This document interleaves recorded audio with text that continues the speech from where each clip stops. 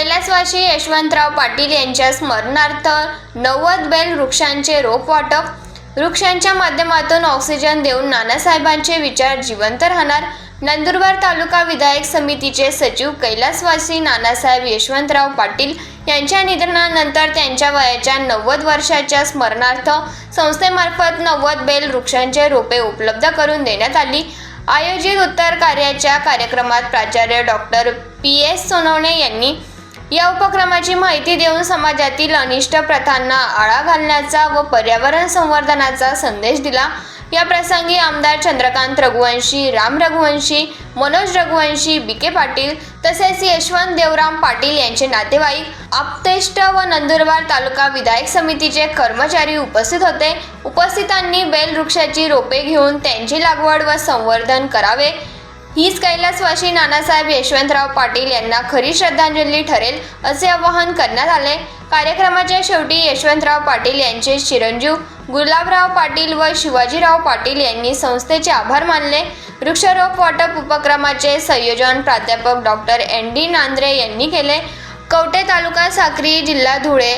समाजात रूढ झालेल्या उत्तर कार्याच्या खर्चिक व अनिष्ट प्रथांना पर्याय म्हणून कैलासवासी यशवंतराव पाटील यांच्या दशक्रिया विधीच्या निमित्ताने वृक्षारोपणाचा अभिनव उपक्रम राबवण्यात आला.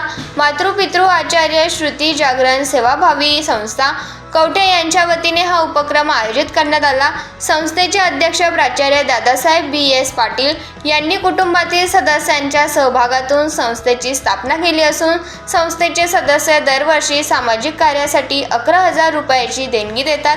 या निधीतून विविध समाज उपयोगी उपक्रम राबवले जातात.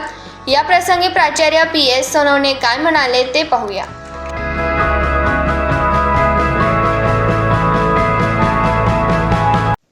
स्वर्गीय नानासाहेब यशवंत देवराम पाटील यांच्या आज दशक्रिया विधी निमित्ताने सर्व आप्तेष्ट, नातेवाईक व मित्रमंडळी आज या ठिकाणी नानांचे 90 वर्षी पूर्ण झालेले होते.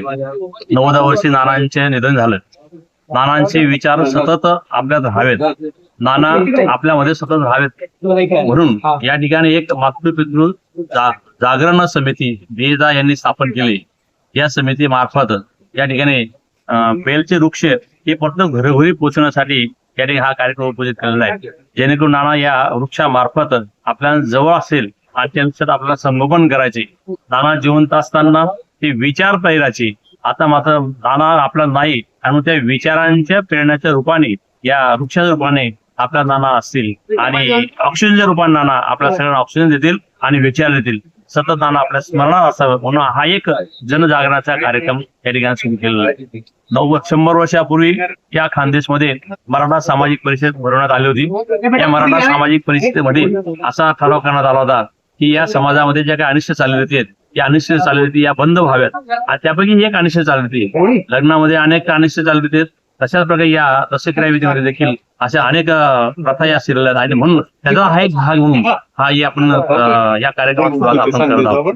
जेणेकरून असं ठरलंय आता 14 फेब्रुवारी 2026 रोजी 100 वर्षानंतर शैल या गावी मराठा सामाजिक परिषद भरवण्यात आली आणि या परिषदेत ठरवण्यात आलं की या मराठा समाजाच्या अनिष्ट चालीरीती बंद व्हाव्यात आणि त्या दशक्रिया विधी ज्या वयाच्या वर्षी त्याचे निधन होईल तेवढ्या वयाचे वृक्ष या मातृपितृ या संस्थेमार्फत या ठिकाणी दिले जाईल. कुठल्या प्रकारचा स्वार्थ नाही, पण एक जागरण व्हावं, समाजामध्ये एक प्रगती व्हावी, एक नानांचे विचार पेरावे या उद्देशाने हा कार्यक्रम राबवण्यात आलेला आहे. आणि आपण सर्वांनी मग या ठिकाणी हे वृक्ष आहेत, सर्व बच्चे असतील, मुलं असतील, नातवंड असतील, जावळ असतील, व्याही असतील आणि नानांनी ज्या ज्या शैक्षणिक संस्थांवर काम केले त्या सगळ्या शैक्षणिक संस्थांमध्ये हे वृक्ष पोहोचवण्याचं काम त्या संस्थांमार्फत या ठिकाणी केलं गेलं आहे. कुठल्याही प्रकारे या ठिकाणी कोणाही कडनं पैशाच्या रूपाने काही न घेता फक्त एक सामाजिक कार्य, सामाजिक बांधिलकी या उद्देशाने हा कार्यक्रम सुरू करण्यात आलाय आणि सगळ्यांना या ठिकाणी आव्हान करण्यात येत आहे.